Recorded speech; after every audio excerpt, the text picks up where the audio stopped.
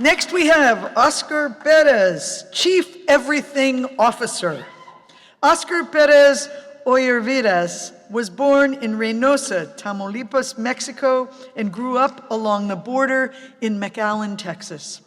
Being surrounded by a family of ranchero business owners that embraced North Mexican culture, he was shaped by family recipes and values that led his entrepreneurial spirit to launch Tío Pelon Salsita in 2015 with Salsita Emma, his grandmother's secret sauce.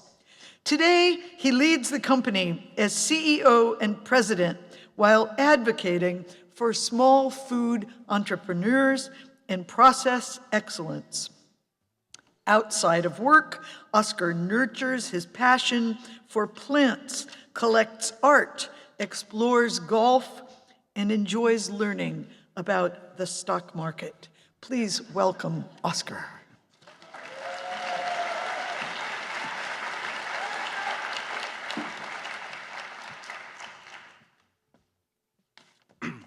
Thank you, Naomi. It's pretty cool to be in an auditorium where what it was, Jimi Hendrix and Elvis Presley played, so it's pretty amazing. I also played here when I was in high school in a mariachi before the building burned down, so it's pretty cool to be back here. First of all, I'd like to thank PechaKucha for inviting me to be a speaker and share my story. I've collaborated as a food sponsor for many years. However, being a speaker has been a bucket list item for me ever since I attended the first PechaKucha back in the Full Goods building around 2011, I believe, when I was in the architecture field. First of all, I want to say that I love food, and most of the joys in my life have revolved around it.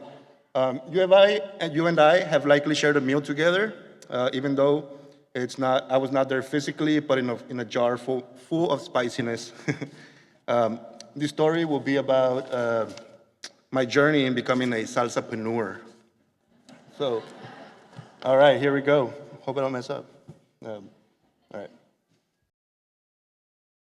I grew up along the Tamaulipas and Texas border in the Rio Grande Valley, surrounded by Norteño and Central Mexican traditions.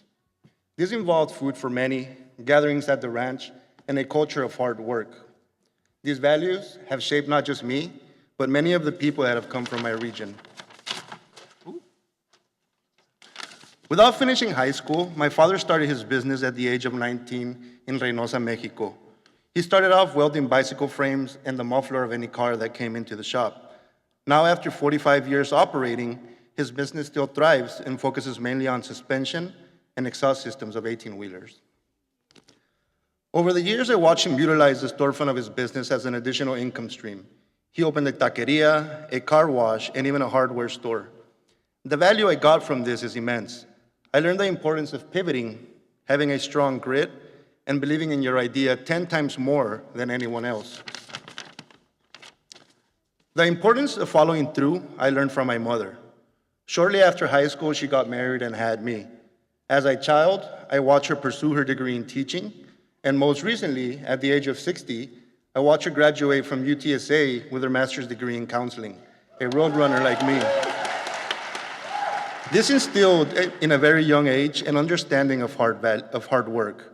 And in grade school, I wanted ice cream after lunch from the concession stand.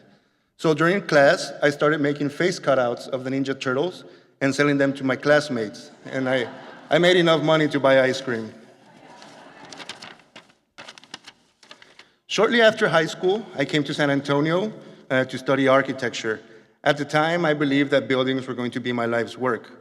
But I was really learning how to organize my ideas and bring them to life. I think of architecture as a creator's playground, a guide on how to think, develop, and build. After graduation, I worked for several local architecture firms where I learned how to coordinate people, budgets, and timelines. However, I realized that in every job, my mind kept drifting to new ideas and to ways of doing things differently, a pool to create something of my own.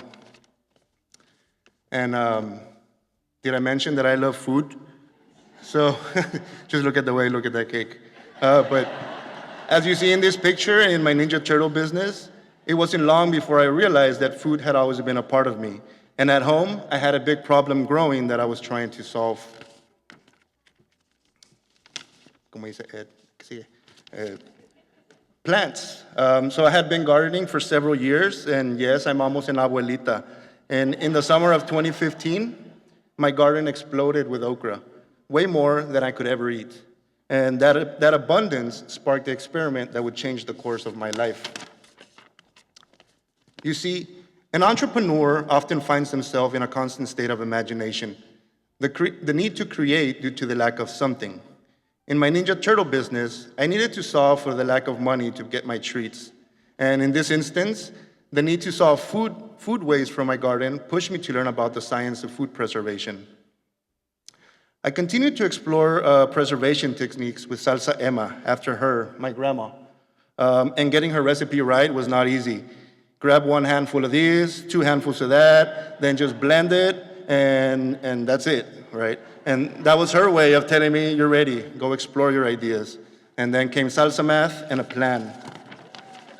So, you see, in a small business, the title CEO actually stands for Chief Everything Officer, which means responsibility. You're responsible to create.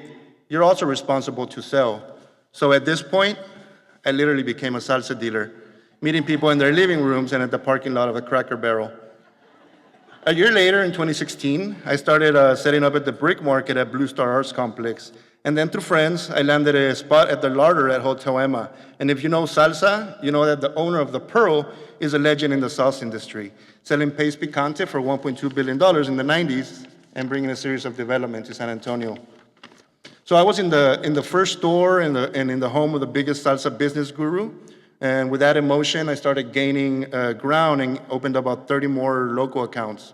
When all of a sudden, shut down. I got dinged by the Department of State Health Services for not having proper documentation to process and sell food at a retail level. See, I was trained in architecture, a whole different ballgame. And if I wanted to succeed in this game, I was going to have to learn a whole new term for me, the consumer packaged goods industry. After all, I was preserving food, something that could be harmful if not done carefully. In this industry, you can go 2 different routes. You can hire a co-packer to make the product for you, or you can make it yourself. I went through architecture school, so I knew torture. So I was familiar with that path. So I complied with the feds, I took science classes, got my certifications, and started building my microfactory. Then COVID hit, and it was coming in full force. I had landed my first actual grocer and was in talks with Central Market and Sprouts. I had also signed a 5-year lease with my colleagues at Element Kombucha in the old Fink cigar factory. And so I was at a no turning back point and in a financial pickle. The more I learned about this insanely competitive industry, I knew that I couldn't do it alone. So I did what I had to do. I watched a lot of Shark Tank, and I learned about the importance of building a strong team. A kayak is easy to paddle alone, yet a ship requires the strength and knowledge of many different minds. Surround yourself with people that are smarter than you. Bringing on strategic partners allowed me to get different points of view on business and expand the factory and delegate jobs. This has propelled Tío Pelon's to pivot into an actual manufacturing facility and has allowed me to also bring family recipes to store shelves. I'm in the business of making good food and sharing it. And the importance of family recipes on grocery store shelves goes way beyond just flavor and dollar signs. It allows our cultures to unite at the table and share stories about why our family traditions make us who we are. This is how we remember that we are all people.